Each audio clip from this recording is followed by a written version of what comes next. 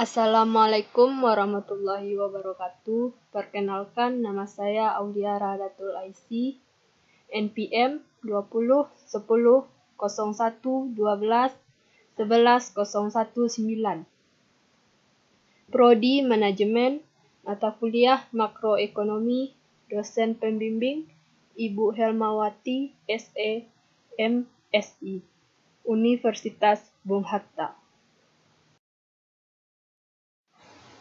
Baiklah, selanjutnya, ruang lingkup analisis makroekonomi. Teori atau analisis dasar ekonomi dibagi menjadi dua, yaitu mikroekonomi dan makroekonomi. Keduanya jelas sangat berbeda. Yang membedakannya adalah corak dari setiap analisis yang dibuat. Analisis makroekonomi lebih luas dibandingkan dengan mikroekonomi. Makroekonomi lebih membahas tentang kegiatan konsumen, perusahaan, dan pasar. Sedangkan mikroekonomi lebih membahas bagian-bagian kecil dari kegiatan ekonomi. Berikutnya, isu-isu utama dalam analisis makroekonomi. Yang pertama, apakah jenis barang dan jasa yang akan diproduksi? Yang kedua, bagaimana cara memproduksi barang dan jasa yang diperlukan? Yang ketiga, untuk siapa barang dan jasa diproduksi? Asal mulanya perkembangan analisis makroekonomi. Ekonomi makro muncul karena kritik seorang ekonom Inggris, John Maynard Keynes, terhadap teori ekonomi klasik Adam Smith, yang menyatakan bahwa mekanisme pasar akan menjadi alokasi sumber daya yang efisien jika pemerintah tidak ikut campur tangan dalam perekonomian. Selanjutnya, penentuan kegiatan ekonomi. Analisis mengenai penentuan tingkat kegiatan perekonomian perlu dibedakan menjadi 3 bentuk abstraksi. Yang pertama, analisis penentuan kegiatan perekonomian yang memisalkan bahwa harga tetap dan tingkat suku bunga tetap. Kedua, analisis penentuan kegiatan perekonomian yang memisalkan bahwa harga tetap tetapi tingkat suku bunga mengalami perubahan. Yang ketiga, analisis penentuan kegiatan perekonomian yang memisalkan bahwa harga dan tingkat bunga dapat mengalami perubahan. Ketiga-tiga aspek yang dinyatakan berikut merupakan analisis yang menerangkan kegiatan perekonomian dalam jangka pendek. Dalam jangka panjang, yaitu jangka waktu di mana faktor-faktor produksi seperti buruh, kapasitas barang modal, dan teknologi mengalami perubahan, akan dihadapi masalah yang berbeda.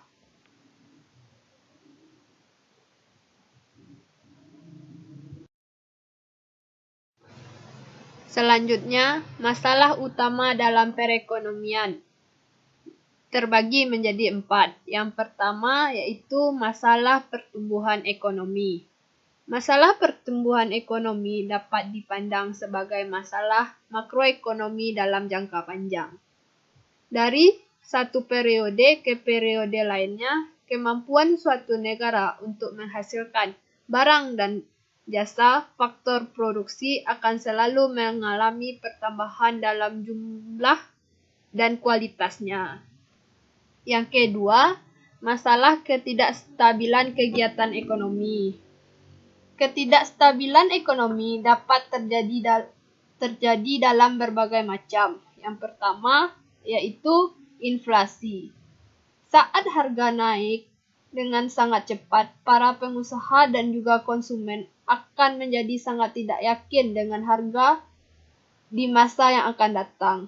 Harga dan profitabilitas ketidakpastian ini cenderung membuat kemauan mereka untuk berinvestasi menjadi kurang. Yang kedua, yaitu keterbatasan alat pemuasan kebutuhan. Alat ekonomi pemuasan kebutuhan adalah segala sesuatu yang bersifat umum yang dapat memuaskan kebutuhan manusia baik berupa barang maupun jasa. Yang ketiga, melonjaknya angka pengangguran.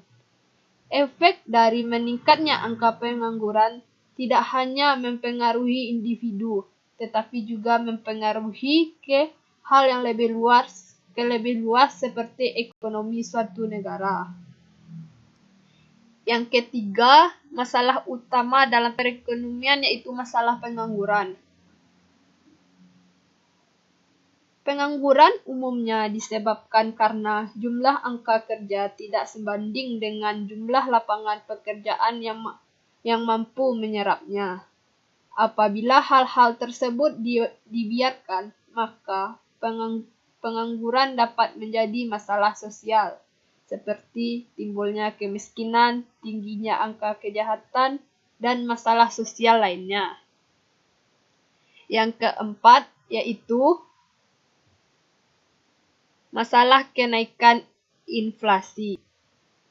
Beberapa masalah yang ditimbulkan dari inflasi seperti turunnya nilai mata uang, kenaikan harga, peningkatan pengangguran, penurunan kesejahteraan, hilangnya investasi, dan masih banyak lagi.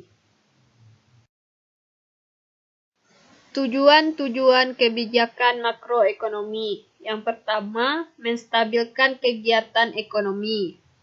Kestabilan ekonomi yang diidam-idamkan setiap negara pada umumnya diartikan sebagai suatu keadaan ekonomi di mana tidak terdapat pengangguran yang serius dan perekonomian menikmati kestabilan harga-harga. Yang kedua, penggunaan tenaga kerja penuh tanpa inflasi. Berusaha mencapai tingkat penggunaan tenaga kerja penuh tanpa inflasi merupakan cita-cita yang paling ideal kalau dibandingkan dengan tujuan-tujuan lainnya. Apabila sesuatu masyarakat dapat selalu mencapai tujuan ini, dengan sendirinya tujuan-tujuan lain, yaitu mencapai kestabilan ekonomi dan pertumbuhan ekonomi yang teguh akan tercapai. Yang ketiga, menghindari masalah inflasi. Telah ditunjukkan bahwa inflasi menimbulkan beberapa akibat buruk atas kesejahteraan masyarakat dan kegiatan perekonomian. Ada kalanya inflasi berlaku sebagai akibat ketidakstabilan politik dan ekonomi suatu negara.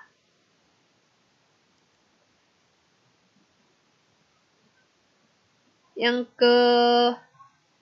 keempat, mewujudkan pertumbuhan ekonomi yang teguh. Tujuan ini merupakan tujuan makroekonomi dalam jangka panjang, dalam satu periode ke periode lainnya.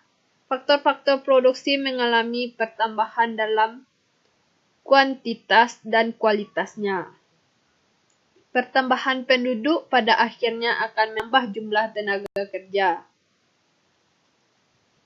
Pendidikan dan pengalaman kerja menambah keterampilan dan kemampuan tenaga kerja.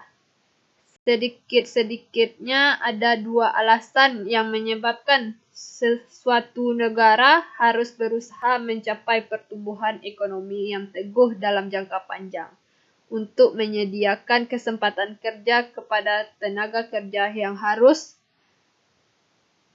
terus-menerus bertambah dan untuk menaikkan tingkat kemakmuran rakyat.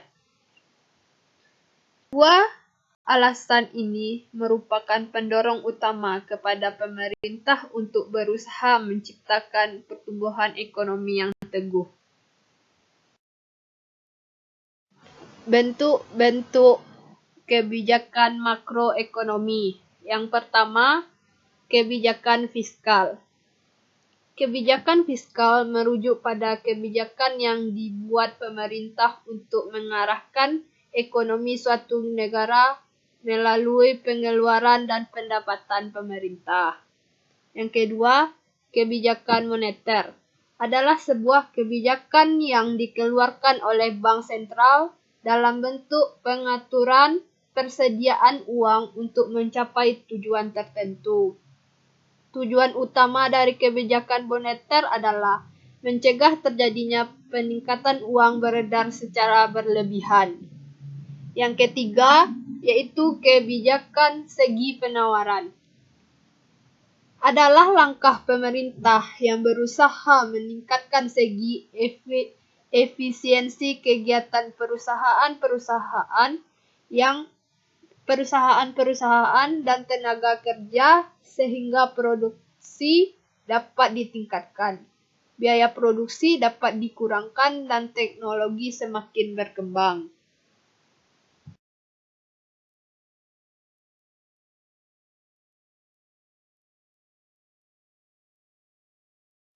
Baiklah, hanya itu yang dapat saya sampaikan. Apabila terjadi kesalahan, saya mohon maaf. Terima kasih atas perhatiannya. Assalamualaikum warahmatullahi wabarakatuh.